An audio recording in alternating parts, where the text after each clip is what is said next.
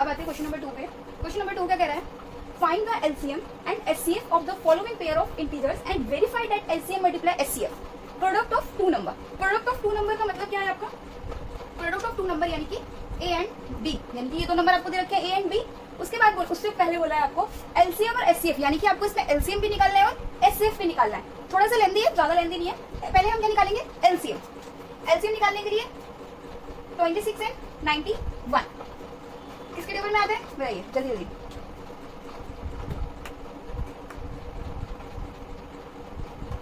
Thirteen के table में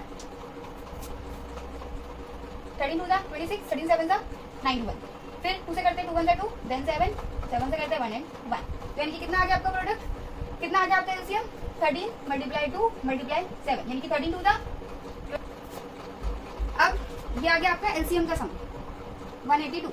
अब आपको फाइंड क्या करना है, एचसीएफ। एचसीएफ फाइंड करने के लिए फटाफट से एचसीएफ करते हैं।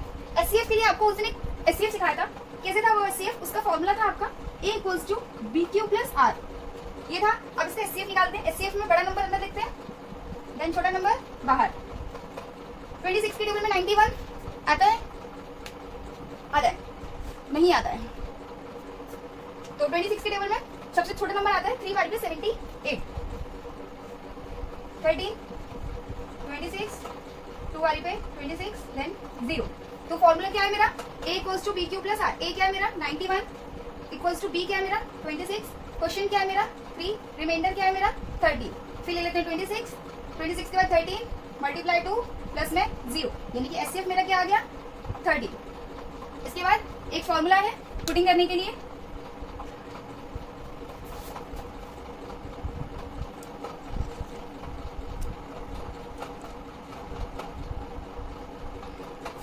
फॉर्मूला पुटिंग करने के लिए HCF multiply LCM equals to A multiply B।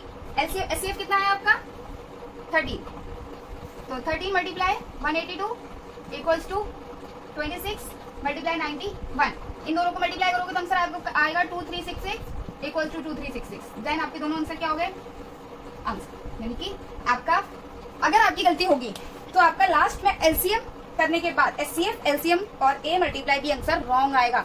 अगर आपके दोनों आंसर सही आते हैं तो यानी कि आपने यहां से लेके यहां तक का प्रोसेस ठीक किया है।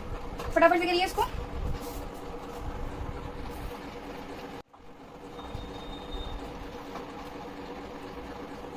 सेकंड क्वेश्चन सेम ऐसी है, फटाफट से इसको करिए, पुटिंग करते हैं।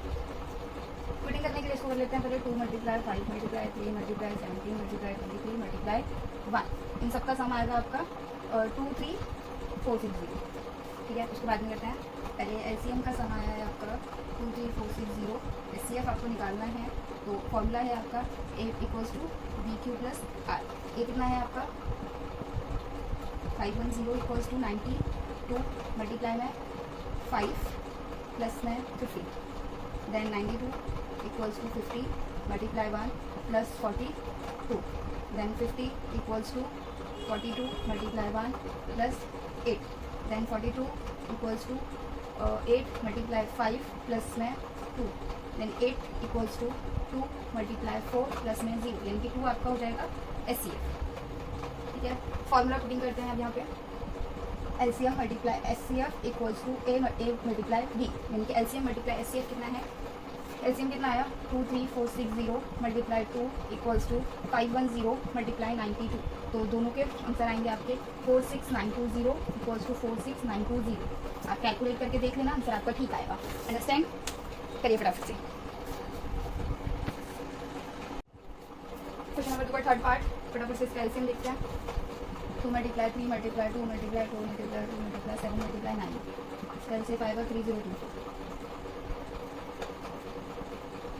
यहाँ पे लिख देते हैं 3024।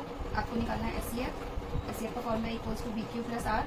A आपको पता ही है, देन B, तो 336 इक्वल्स टू B है आपका 54 मल्टीप्लाई, क्वेश्चन क्या है आपका 6, रिमाइंडर है 12, then 54 equals to 12 multiply 4 plus में 6, then 12 equals to 6 multiply 2 plus में 0, यानी कि 6 आपका एचसीएफ।